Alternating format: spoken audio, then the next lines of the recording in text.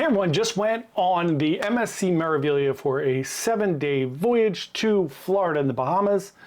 Let's take a little time to debrief and give a quick review of everything that we found out on this cruise. Let's go.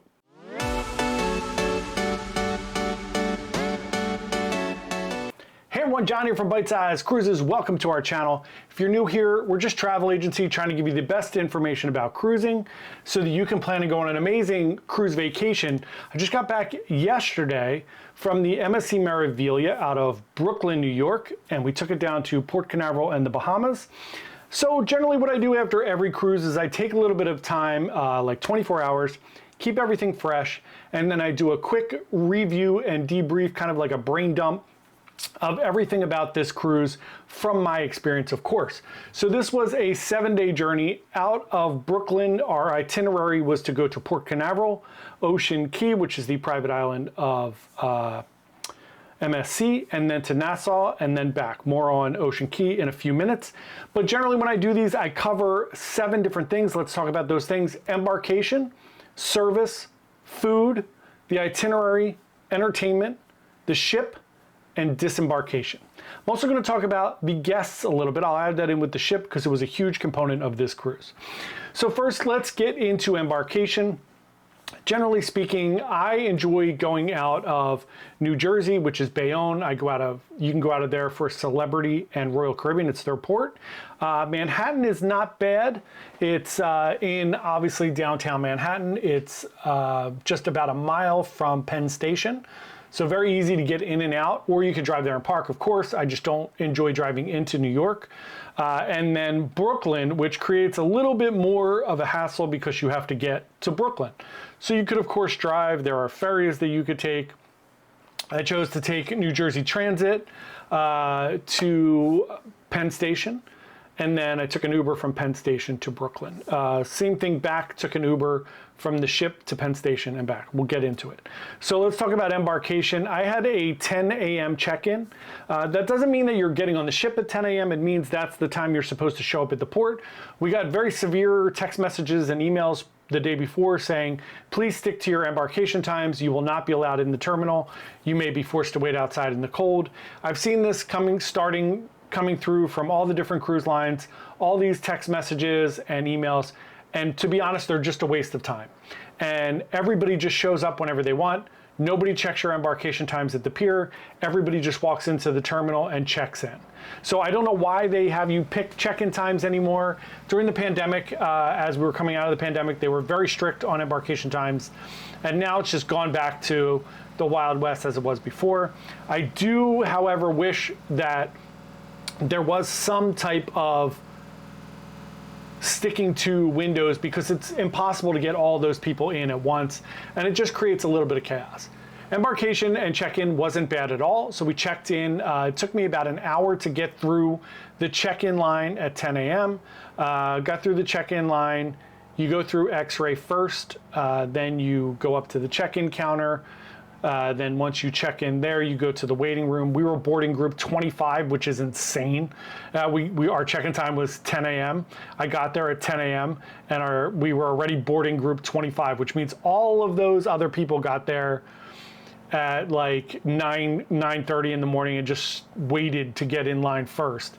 So again, it would be helpful, otherwise you're probably better off going later. In my opinion, they started boarding a little bit after 11, which is very good.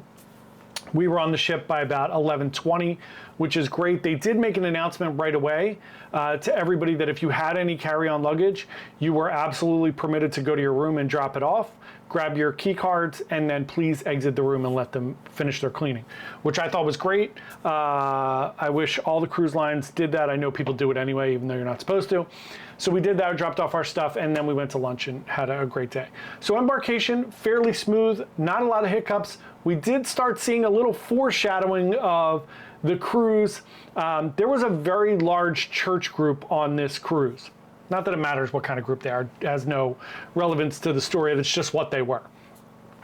Very large church group, I would say 1,000 to 1,200 people maybe. So a good quarter of the people that were on the ship. There were 4,200 passengers on there. It holds 5,400, so not overly crowded. And during the check-in process, I noticed a few groups of people being extremely rude, yelling at the staff, yelling at people at the check-in terminal, all of those type of things. That's a little bit of a red flag for me. I don't like seeing that, and I saw it right away, and it just ticked something in my brain to keep an eye out for that. So then we got on the ship, we had lunch and the initial embarkation. So again, pretty smooth, no real major issues. We were on the ship before noon, which is my kind of bar of like, did embarkation go well if you're able to get on the ship that quickly. It took about 2 hours from the time I hit the port, a little less than 2 hours till I was on the ship. That's not as good as Royal Caribbean where you're kind of breeze through, or Celebrity, but I thought it was fine. There were no real issues. We only waited in the waiting room for about 20 minutes, which I think is totally acceptable. Before we go any further, let me just say that a lot of what I'm going to talk about today is, of course, based on my experience. I've been on 73 cruises now, so a lot of it's based on my experience. A lot of it's based on this particular cruise, so just keep that in mind. And again, anytime you watch one of these videos, take everything with a grain of salt. Go enjoy yourself, experience everything that's awesome about cruising. I love cruising. I wouldn't have it any other way. I just want to let people come into things with their eyes open so they're aware of what things they may see. Most of those things are going to be amazing. So then let's talk about overall the service on board the ship. I find the service to be on MSC to be excellent. Here's the thing, it is a little more of a laid-back brand. It is a European brand. They're an Italian company. So I don't find the service to be very like forcibly forward. Like you may find on Disney or Royal or whatever your favorite line is, that are very, very, very kind of service forward where they're kind of falling all over you. I don't find it to be that. I find that if you need something and you ask for it, you get it. Here's what I will say. Of all the cruise lines, the major cruise lines like Royal, Carnival, Norwegian, MSC, Celebrity, Princess, MSC I found to be the one for, especially for your room steward. Now on Royal and NCL in particular, it's like once a day, it's very strict. You don't see them as much anymore. They seem very overworked, like they have about 30 cabins that they're trying to take care of. My room steward did not have a ton of cabins. She had about 10 or 12 cabins, and she was consistently in and out of my room to the fact that it didn't affect my cruise at all. My last time on Royal and Norwegian, I found a lot of times I couldn't go back to my room because they hadn't done anything yet, and I was kind of giving them a chance to get there, and it took a long time for them to do that. All fine, no issues at all. But just I had to avoid my room for big chunks of the day, which I don't need to be in my room anyway. It kind of forced me to be out of my room, which is totally fine. So on this particular cruise, I found that if I left for breakfast and I got back to my room, say at like 10:15, my room was already made up. The bed was already made.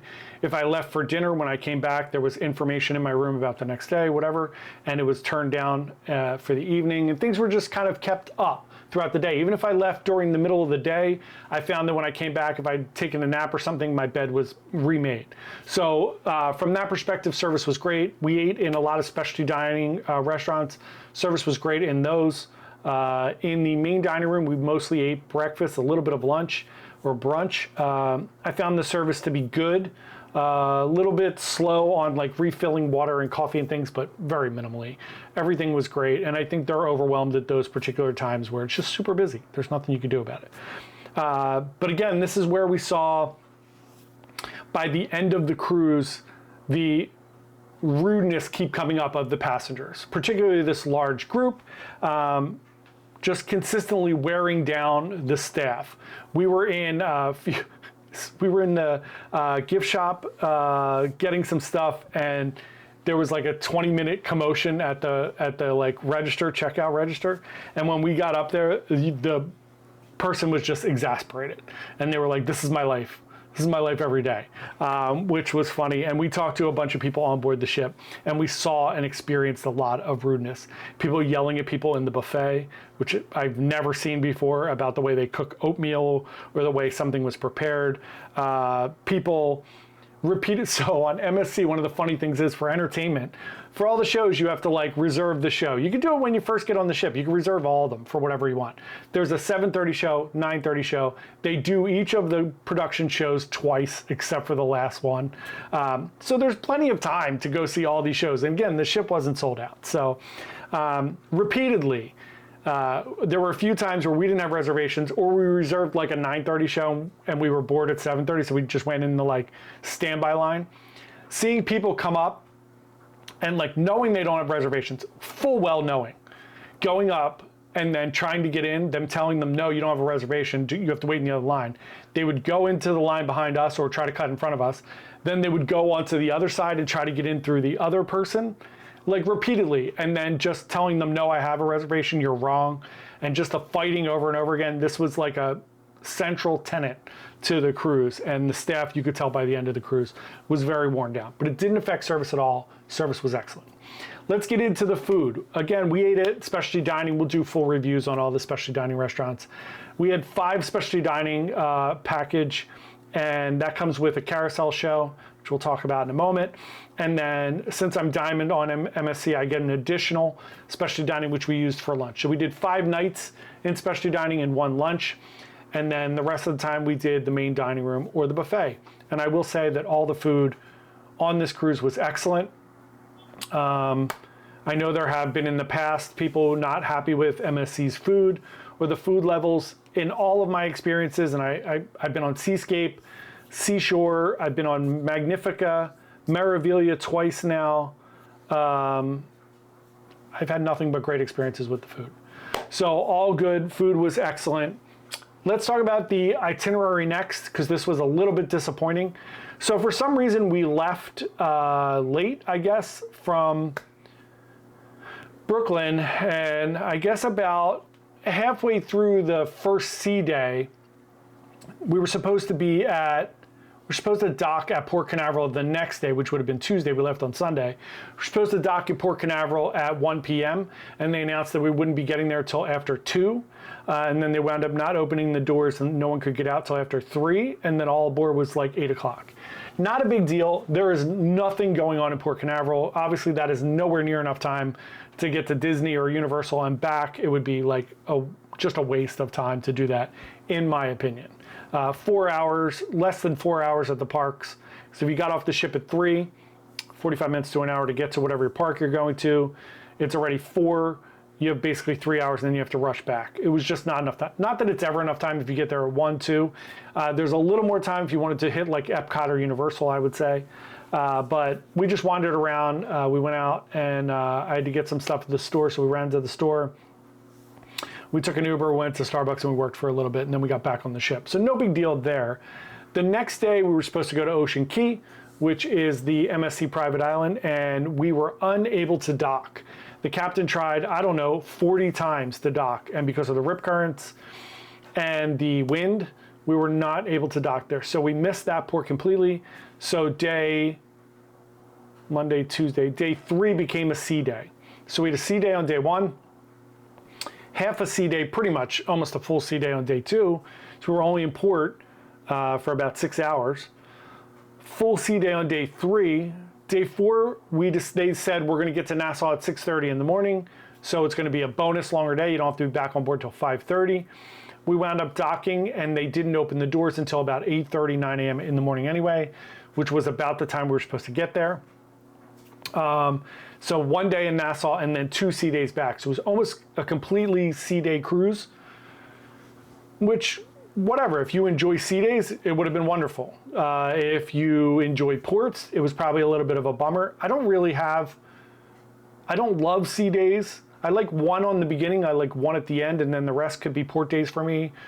Or you could throw in another sea day, that's fine. The fact that we had pretty much 5 sea days, almost 5.5 sea days, it was a little too relaxing, if you could say that. If you went on there and you just wanted to chill out, drink by the pool, which you really couldn't do 4 of the days because it was freezing. If you were going on it for the ports, it was probably a little bit of a bummer. I enjoyed that itinerary. It's not the best, of course, but it's all you could do from New York in 7 days. You can't really get that far. So I don't really have any complaints about the itinerary. It's not their fault that we were unable to dock at Ocean Key. I know people complain about it, but there's nothing you can do. It's weather and different things. Obviously, they had no control over it. They tried endlessly. If you look on Cruise Mapper, you could see the captain going in and I'll show you the whole course, and it shows him keep trying to dock, and he couldn't. So it's fine. It is what it is. it was okay. Entertainment-wise, this is going to be two ends of the spectrum. Let's talk about the highs first. The carousel shows are spectacular. So when I talk about entertainment, I'm talking about the cruise director staff, I'm talking about the game shows, all the fun and games they do on board, the theme parties, and then the production shows and anything else they have. So the carousel shows on board, which are like Cirque shows, they are a little bit of an additional cost. If you pre-book them, they're $12 each. It's $24 for 2 shows, and you get a drink with each one of those. If you wait till you're on board, it's $18. In my opinion, both are worth the price of admission. Both of those shows were excellent.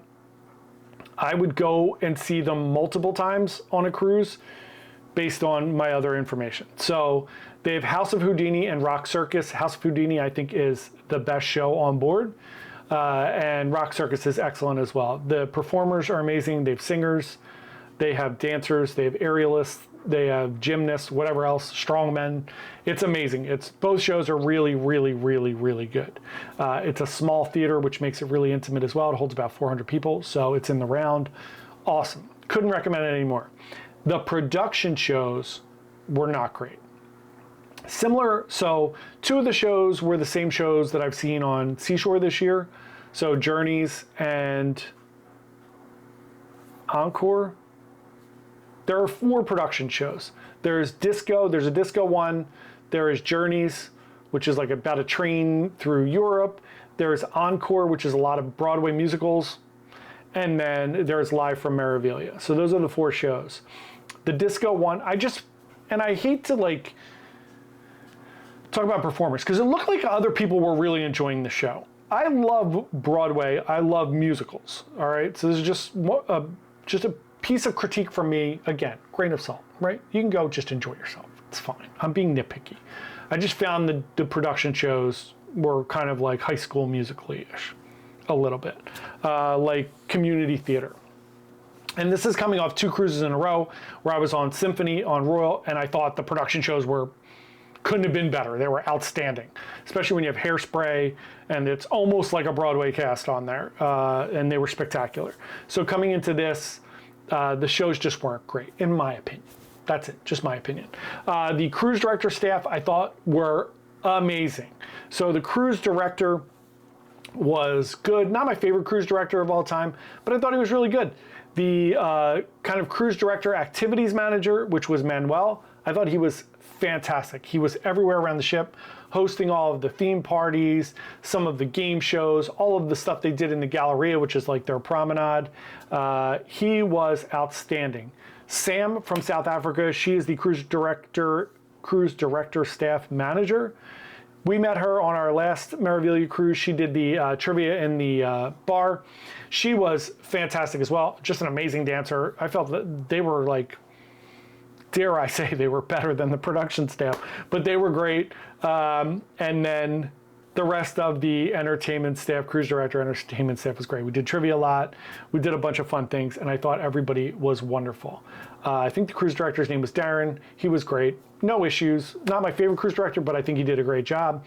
So yeah, other than the production shows, I thought everything else was great. Went to see the comedian. You know, I'm super critical about comedians on ships. I thought he was very funny. He was good. His name was Ken Boyd. Did a lot of crowd work in the show that we went to. He did 3 or 4 completely different shows, which is also amazing. That's a lot of material over the course of a week. I thought he was excellent. And then the staff did a show, which is one of the things I love about MSC. They let the crew and the staff do some performance, and it was like a 45-minute show, and I thought they were so much fun. They actually looked like they cared. They were really into it.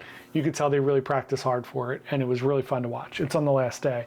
Highly recommend you go to that as well. It's so much fun. So that's the entertainment for the most part. The ship itself is beautiful. I love the ship. The Galleria is beautiful with the dome, LED dome in there. They do dome shows every day. I think those are really cool. They really kind of theme it out on the ceiling there, which is awesome.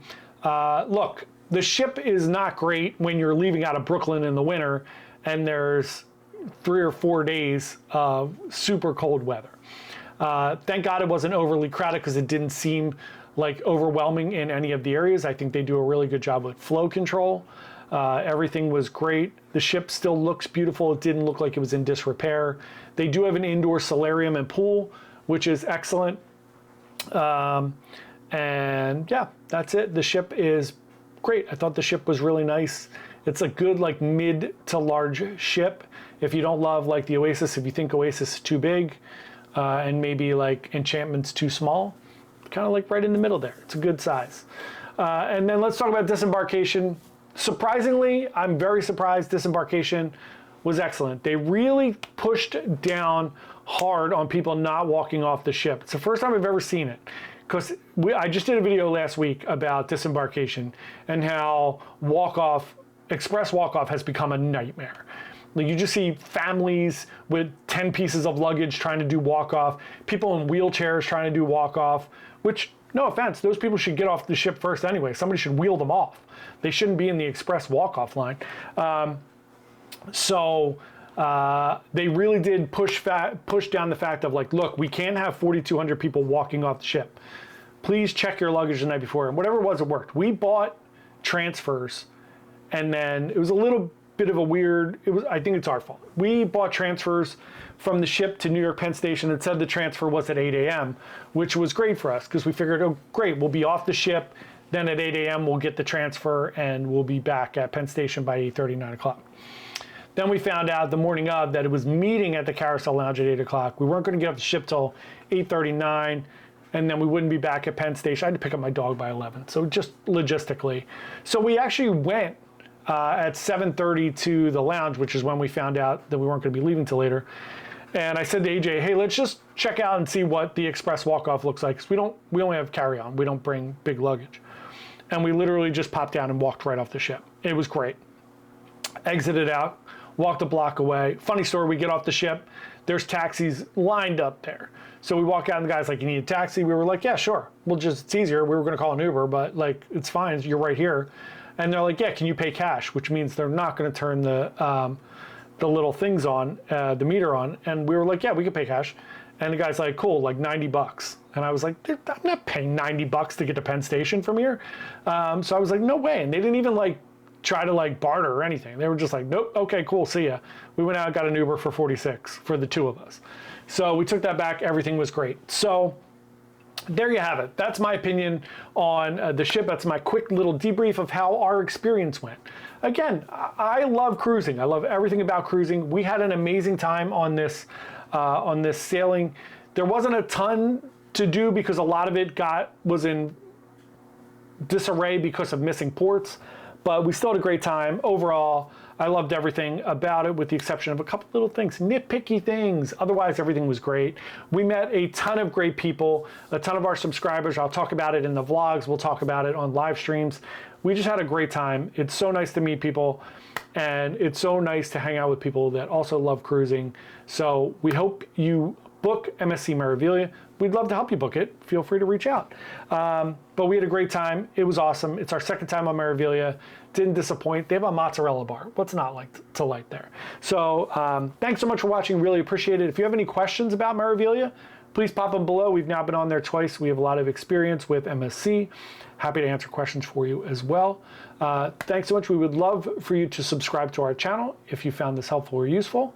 Thank you again. Happy cruising. We'll see everybody tomorrow. Thanks. Bye.